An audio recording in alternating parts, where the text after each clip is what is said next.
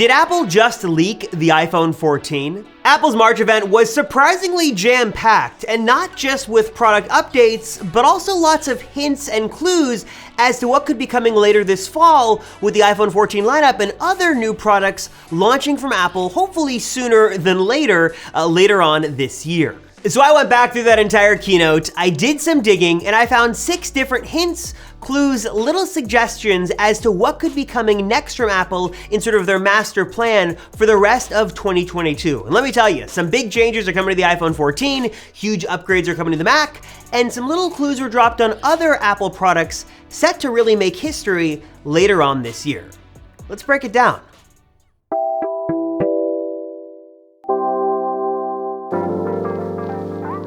As we move closer and closer to the iPhone 14's launch this fall, we're learning a whole lot more about this new phone lineup, including, well, the good news and the bad news. This radical redesign, of course, is shaping up to be amazing with new materials, the sort of circular volume buttons like the iPhone 4, the absence of the notch, and a whole lot more. And I'm more excited about the iPhone 14 now than I ever have been before, but I also have more questions about the iPhone 14 now than I ever had before as well, because Apple might be taking this phone into an entirely new direction. So let's start first with some smaller updates that came at this event that could make their way to the iPhone 14 lineup later this fall, starting of course first with colors. We now have a new green color option for the iPhone 13 and the iPhone 13 Pro. Of course, Apple has their fancy marketing terms and their names for these colors, but it's sort of like a throwback to the midnight green color from the iPhone 11 Pro a number of years ago. I think it looks great, and also of course raises the question, well, I guess 2 questions. One is, will this color be sticking around for the iPhone 14 lineup? And also, what could be the new exclusive color reserved just for the higher-end iPhone 14 Pro and 14 Pro Max? Well, if last year was anything to kind of go off of, it doesn't look likely that the green color is going to stick around. That purple color that debuted at last year's spring event was exclusive to the iPhone 12 and remains exclusive just to the iPhone 12 lineup. It is not on the iPhone 13, so I'd expect sort of the same story for the iPhone 14. But when it comes to the iPhone 14 Pro, what color option could we see as the new exclusive color? There were some rumblings and some rumors last year about sort of a bronze, sunset gold, sort of copper color that could be coming to the Pro and iPhones. That would have been the 13 Pro last year. Obviously that didn't happen, we got Sierra Blue instead, so I wonder if this year we could sort of see a gold color option, more of a burnt orange, a copper color that is the exclusive special color for the 14 Pro series of phone. Now the other thing we should probably talk about here is price, and if the new iPhone SE is anything to go off of, it looks like pricing on the iPhone 14 might not be what we're expecting. Apple rarely does sort of year-to-year price increases on their existing products, especially when not a whole lot changes, but this year was one of the exceptions because even though a whole lot really didn't change from the iPhone SE 2 to the iPhone SE 3, the price did increase, going from $399 on the older model to $429 on this new 3rd generation iPhone SE. And I have seen many theories as to why this could be, whether it's some sort of issue with the supply chain and Apple has to raise prices because of that, or if it's some sort of 5G tax. Whatever the case may be, the price did go up, which sort of begs the question, what's going to happen with the iPhone 14 this fall? If I had to make a bet right now, I would assume that the iPhone 14's prices are going to remain largely unchanged from their iPhone 13 counterparts, with one big exception, and that is with the iPhone 14 Max. Currently, the 13 mini is $699, while the regular 13 is $799, and this is probably going to obviously change next year because there will not be a mini iPhone. So will the 14 either drop in price from $799 to $699, or will it remain at $799 and then the 14 Max goes to $899? The assumption here is that it's going to be cheaper than $999 of the 14 Pro. Even though it has a larger display, I'd assume that the 14 Max, because it's on a Pro phone, would still be cheaper. It's a little confusing. These names are very confusing, but that's really the only pricing mystery as of right now. Again, in my opinion, if I had to make a guess, I would assume the prices will remain largely unchanged this fall, except for that 14 Max. That's sort of the wild card right now. Another big iPhone 14 change that might actually be coming is the switch from an A series chip over to an M series chip, maybe the M1 or maybe the M2. Now, if you'd asked me this question a week ago or even like 3 or 4 days ago, I would have totally just sort of brushed off this question because it just doesn't make sense. The Apple iPhone has always sort of had this A series chip, at least in modern Apple history, and the A15 Bionic in the iPhone 13 lineup is crazy powerful. It's efficient, it can handle anything I throw at it. I see no need for more power. But as we just saw the iPad Air move away from the A series chip to an M1 following the switch from the iPad Pro, it sort of gets you guessing, what could Apple do with the iPhone 14 lineup, and could we see an M1 chip in the iPhone 14 Pro? And truth be told, I really don't know. We have not heard any rumors one way or the other on what Apple's going to do, and I think we all just sort of assumed it was going to be the A16 Bionic in the iPhone 14 series, and I guess Apple could go a couple of different ways. One is that they just stick with the A16. This is the chip really made for the iPhone. It's made with the iPhone in mind, and they're not trying to take a desktop level chip and put it in something else. This is made for the iPhone. It's powerful, it's efficient, it's got that great balance of sort of having both, and it's going to be the chip that goes in every iPhone 14 model, including the higher end Pro models that launch later on in 2022.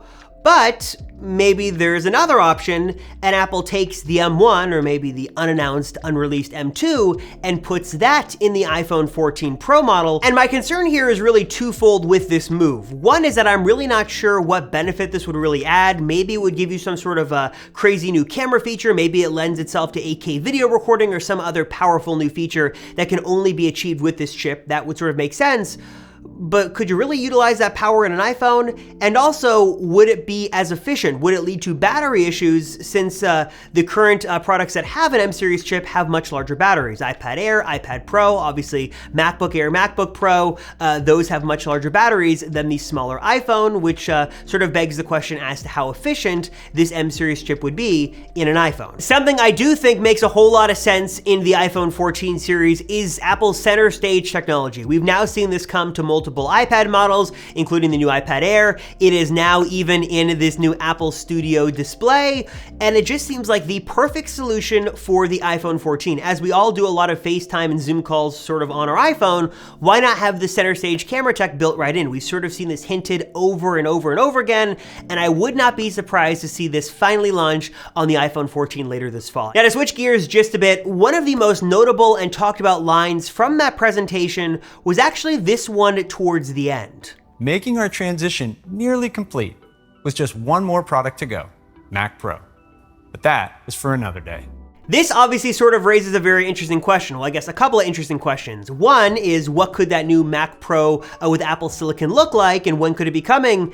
And also, if the Mac Pro is the last Mac to make the transition, then what does that mean for the fate of the highly rumored and highly anticipated iMac Pro? As for the Mac Pro, there's very little we actually know right now. We had heard rumors that it was going to actually be in a form factor kind of similar to the new Mac Studio. Maybe it's a little bit bigger, more of a mini Mac Pro with a similar housing and a similar case. And also, one of the rumors suggested that we could see sort of an M1 Ultra chip times 2, that it might be 2 M1 Ultras as sort of the new base processor in this new Mac Pro. I'm not sure what they would call that, M1 Ultra times 2, M1 Ultra Max. I'm not sure how Apple is going to continue to name their chips, but we've heard that an even more powerful processor is coming to the new Mac Pro. Hopefully we get a sneak peek of this new machine later on this year, and it could launch at the end of the year or maybe sometime into 2023. As for the iMac Pro, that's where things get a little bit complicated. On one hand, maybe the Mac Studio and this new Studio display sort of fill the empty void that the iMac Pro held very nicely, that's sort of the solution for those who want something a step up from the iMac. You want a larger display, you want more power, Mac Studio and Studio Display, there you go, problem solved. But does it actually fit the same customer? What if someone wants a large display, but they want a more high quality display? What if you want a 27-inch mini LED ProMotion display? What if you want the power of the latest and greatest Apple Silicon in an all-in-one solution? That's exactly what we had heard the iMac Pro was going to be, and we had heard from credible sources rumor after rumor after rumor that an iMac Pro was coming. In fact, Ming-Chi Kuo himself just said that an iMac Pro is in the works and might be launching, or at least announced, or I'm not sure exactly what 2023 means, but maybe we see it announced and launched sometime later on this year or into 2023 like the Mac Pro. And also, now that this event is wrapped up, it sort of nicely lays the foundation and the road ahead for what should be coming later on this year from Apple. We've got some new rumors that a MacBook Air is still in the works. It's coming with a big redesign. It's gonna have a new color option, a couple of color options actually,